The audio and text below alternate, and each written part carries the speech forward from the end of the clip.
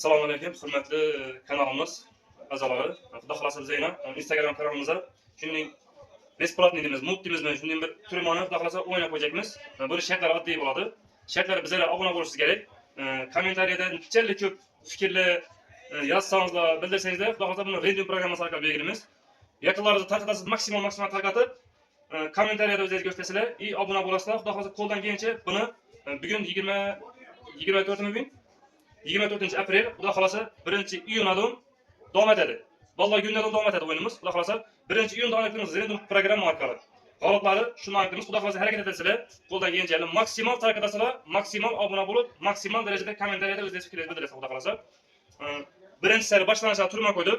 Buni keyin yana davom ettiramiz. Iloji boricha shu baland aytganlarimizga rioya etasiz deb umid qilaman.